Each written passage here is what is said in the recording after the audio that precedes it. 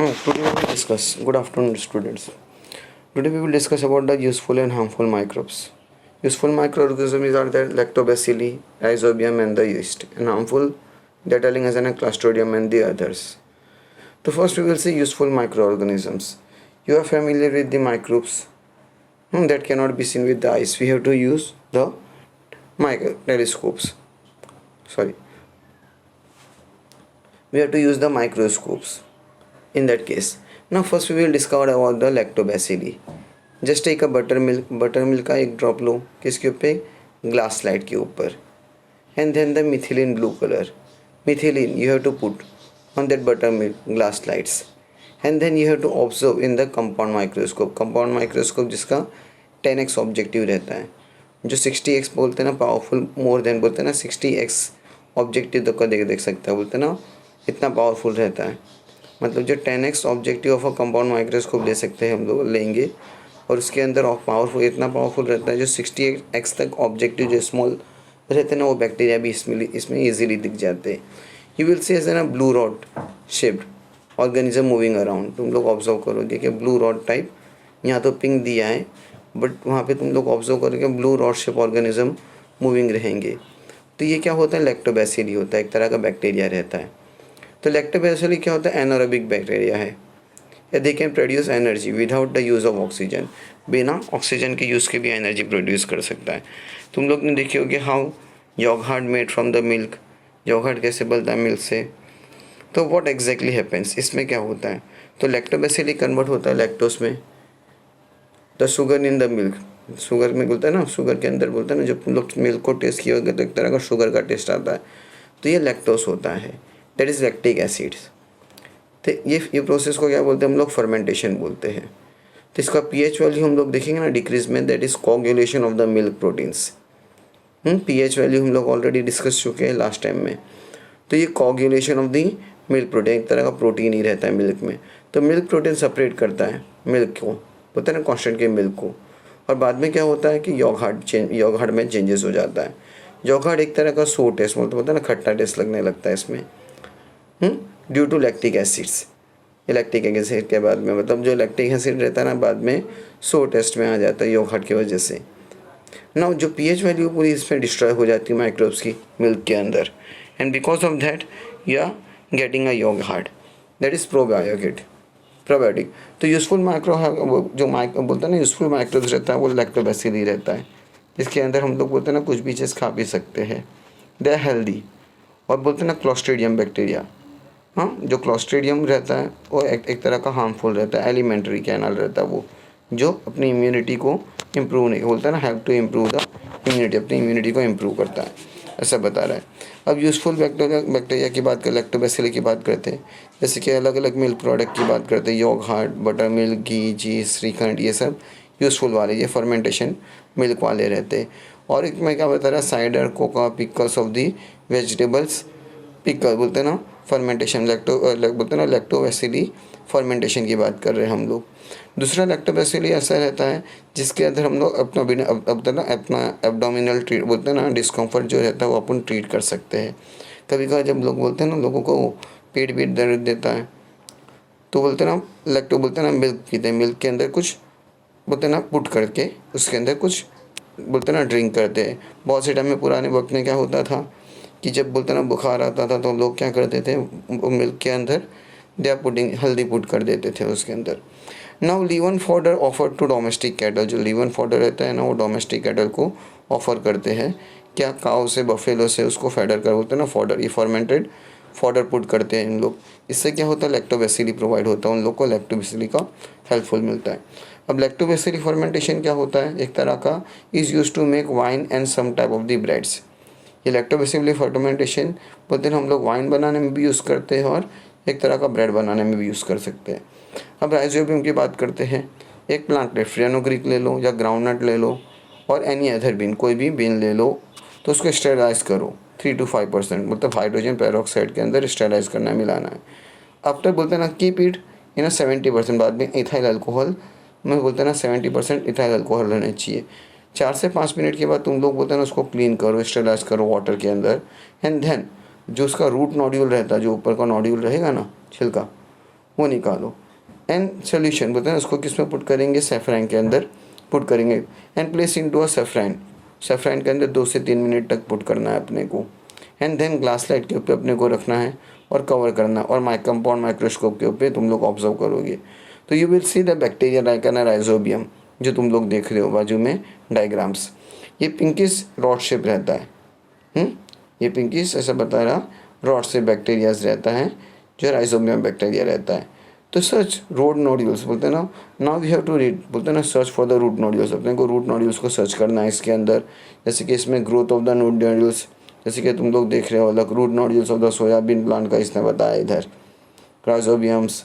फिर बाद में bacteria constitute conductor of the tissue nodules, cell division, growth of the root nodules, bacteria, ये सब चाले ये डायग्राम के अंदर पूरे नेम्स बता दिए। Infection by the bacteria, infected root hair, ये सारी चीज़ें उसने ये डायग्राम में बताया है, इसमें 8.2 वाले डायग्राम में। And then we have to useful means rhizobium bacteria useful to this plant और हार्मफुल, ये प्लांट के लिए हार्मफुल है कि यूजफुल है। तो रोल ऑफ राइजोबियम क्या बता रहा है, तो राइजोबिया क्या रहता है, एक रूट नोड्यूल्स है जो सप्लाई करता है नाइट्रेट को, नाइट्रेट एंड अमोनिया एसिड ये प्लांट को, जिसका होता है एक्सचेंज होती है एनर्जी और कार्बोहाइड्रेट उसमें से प्रोड्यूस होता है। अब बेनिफिशियली रिलेशनशिप इसका क्या होता है, ये जो रिलेशनशिप होती है कार्बोहाइड्रेट और एनर्जी की एक्सचेंज होती रहती है, इसको हम लोग सिम्बोसिस बोलेंगे।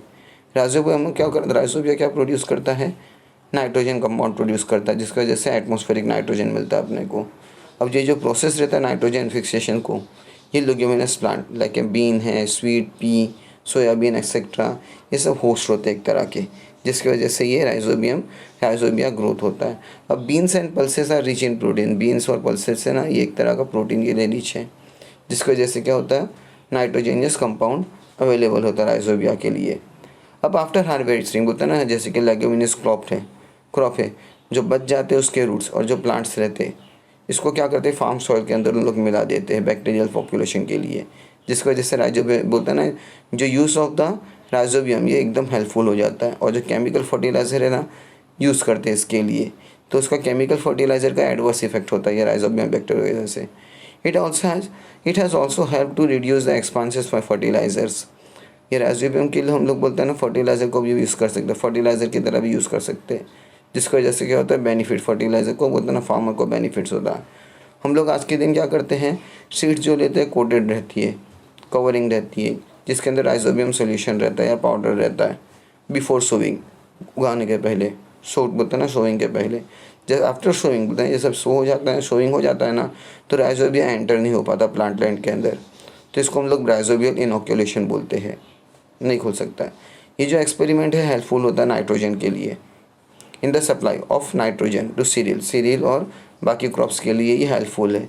बिसाइड लेग्यूमिनस क्रॉप्स, ये एक्टिविटी बता रहा है, यीस्ट ले लो तुम लोग, ड्राई यीस्ट ले लो, मार्केट से बोलते हैं ना फ्रॉम द मार्केट बता रहा है, 1 स्पूनफुल ऑफ यीस्ट लो और 2 स्पूनफुल बोलते हैं ना शुगर लो, दोनों को बोलते हैं ना mix with a sufficient quantity of the lukewarm water, एक बोलते हैं ना थोड़ा बहुत गर्म पानी रखना है अपने को और उसके अंदर मिक्स करना है। Fix a colourless transparent balloon on the mouth, एक माउथ क्या करना है अपने को, बोलते हैं ना बलून्स को एक तरह का फुगाना है अपने को और उसके अंदर क्या करना है प्लेस करना है, और बोलते हैं ना fix a colourless transparent balloon, एक बोलते हैं ना ट्रांसपेरेंट बलून अपने को फिक्स करना है जो आर पार दिख सके वाइट कलर का।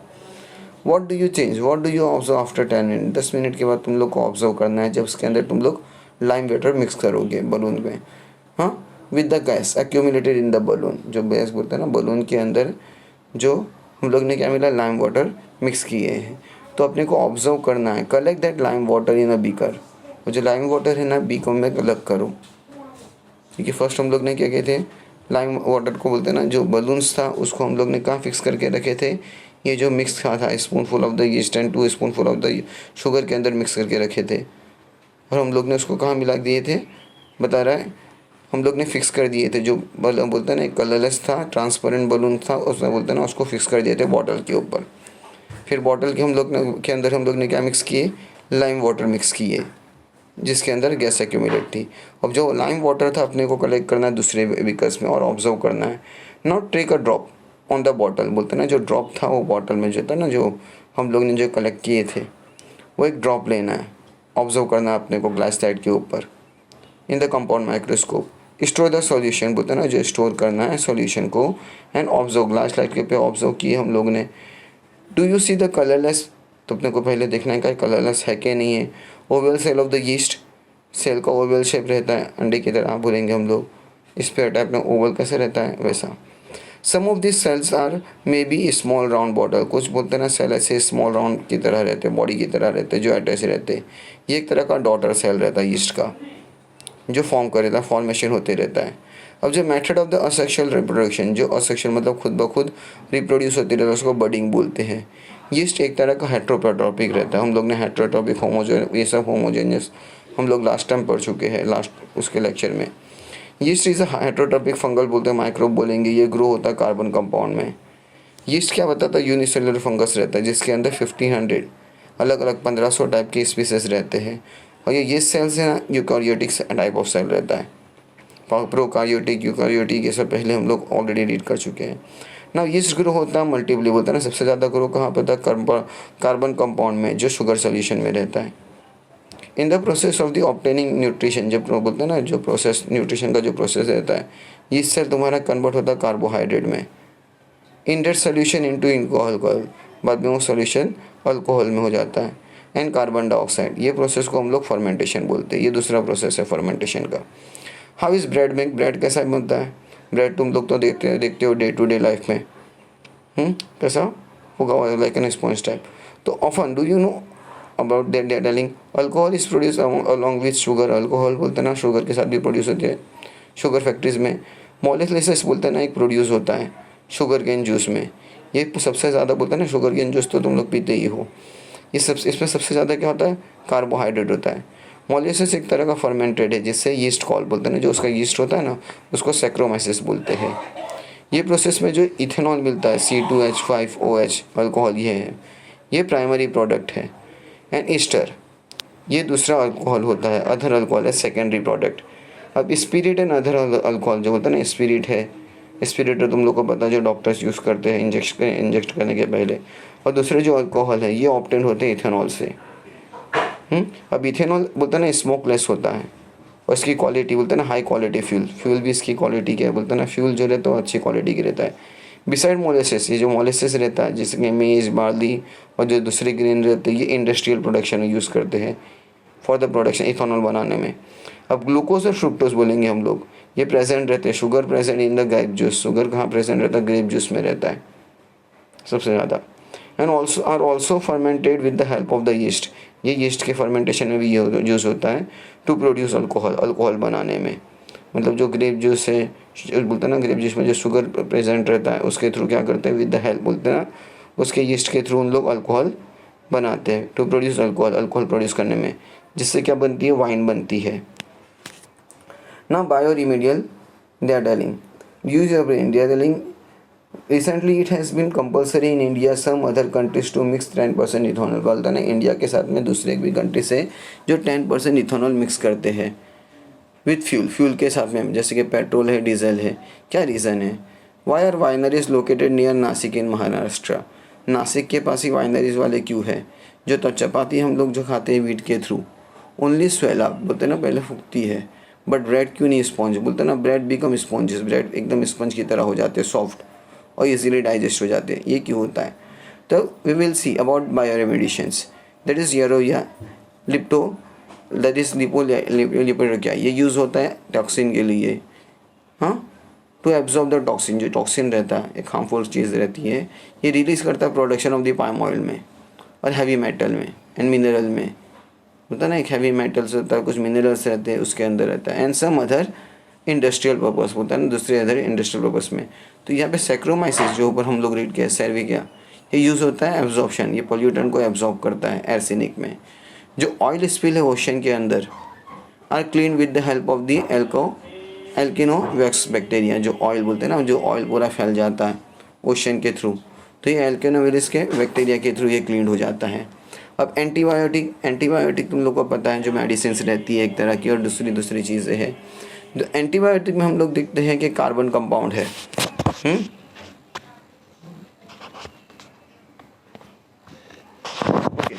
एंटीबायोटिक ये एक तरह का कार्बन कंपाउंड होता है। ये किससे ऑब्टेन होता है, बैक्टीरिया और फंगस से ऑब्टेन होता है। फॉर डिस्ट्रॉइंग और preventing the growth of harmful micro organisms. जो ग्रोथ होती है ना माइक्रो ऑर्गेनिज्म, जो हार्मफुल माइक्रो ऑर्गेनिज्म होते हैं उसको डिस्ट्रॉय करने के लिए, इसको क्या बोलते हैं हम लोग, एंटीबायोटिक। एंटीबायोटिक डिस्कवरी हुई थी 20th सेंचुरी में। ये रेवोल्यूशन था एक तरह का मेडिसिन की फील्ड में। अभी भी तुम लोग मेडिसिन के कुछ कुछ पत्तों के पीछे देखोगे, बोलते हैं जब टैबलेट लेने जाओगे तो बैक साइड में तुम लोग ऑब्जर्व करोगे कि तरह की रेड लाइनिंग रहती है। That red lining means that is an antibiotic type. Even a disease like tuberculosis has been almost completely eradicated from some other countries. कुछ कंट्री में से ट्यूबरोक्लोसिस पूरी तरह से ख़त्म हो गया है। ये चीज़ बता रहा है। Antibiotic mainly act against bacteria. Antibiotic पूरा बैक्टीरिया के अगेंस्ट में होता है। And some antibiotic can destroy protozoa. कुछ एंटीबायोटिक तो बोलते हैं ना प्रोटोजोआ को डिस्ट्रॉय कर देता है। And some antibiotic are useful बोलते हैं ना with a wide variety of bacteria. कुछ एंटीबायोटिक तो बता रहा ना एक अलग अलग बैक्टीरिया के लिए भी उन लोग यूज़फुल होते हैं। They are called as an broad spectrum antibiotic. इसको हम लोग ब्रॉड स्पेक्ट्रम एंटीबायोटिक बोलते हैं। बता रहा मतलब कुछ बायोटिक बोलते हैं ना बैक्टीरियाज तो एंटीबायोटिक को भी यूज़ करते हैं, ऐसा बता रहा है। सम एंटीबायोटिक बोलते हैं ना कुछ एंटीबायोटिक तो बैक्टीरिया के लिए भी यूज़ करते हैं। Example ampicillin, amoxicillin, tetracycline etcetera. ये सब नाम तुम लोग मेडिसिन पे पढ़ोगे, इतना याद रखना। When the pathogens can not be identified, जब पैथोजन आइडेंटिफाइड नहीं करते हैं तो even though the symptoms of disease like visible, वो टाइम पे सिम्टम्स है ना दिखती भी नहीं है। Broad spectrum antibiotic are useful, वो टाइम पे ये ब्रॉड स्पेक्ट्रम एंटीबायोटिक यूज़फुल होता है, जैसे कि एम्पिसिलिन, एमोक्सिलिन, टेट्रासिलिन, मैंने जैसे बोला ये दवाइयों के पीछे के नेम में रहते हैं। Now when ever a pathogens micro organism is definitely known the narrow spectrum antibiotic. जो पैथोजन रहते हैं माइक्रो ऑर्गेनिज्म ये नैरो स्पेक्ट्रम रहते, ताकि ना पाइप टाइप तुम लोग देखोगे ये इसको नैरो बता रहा है इसमें, are useful. Example like penicillin, gentamicin and erythromycin etcetera. ये सब पैथोजेंस रहते हैं, ये micro organisms, pathogenic micro organisms, ये नैरो स्पेक्ट्रम है। तो ये टाइम पे ये पेनिसिलिन है, जेंटामिसिन है, एथ्रोमाइसिन, ये सारी चीज़ें उन लोग यूज़ करते हैं। Now the national institute of the virology बता रहा है, ये एस्टेब्लिश हुई थी 1952 में पुणे में। इन लोग ने रिसर्च किया था disease like micelles, jaundice, fever और डिजीज़ ऑफ द लंग्स। इन लोग ने ये सब चीज़ें डिस्कवर की थी, रिसर्च किया था इस फील्ड के ऊपर और सपोर्ट किया था WHO को, वर्ल्ड हेल्थ ऑर्गेनिज्म से। अब पेनिसिलिन्स क्या है? पेनिसिलिन्स एक तरह का ग्रुप रहता है एंटीबायोटिक का, जैसे कि फंगस है। पेनिसिलिन्स एंड यूजफुल होता है ना, ये पेनिसिलिन होता है ना, ये यूज़ करते कंट्रोल करने के लिए इन्फेक्शन को cause by bacteria like staphylococci, clostridia और स्टेफोटोकी एक्सेट्रा।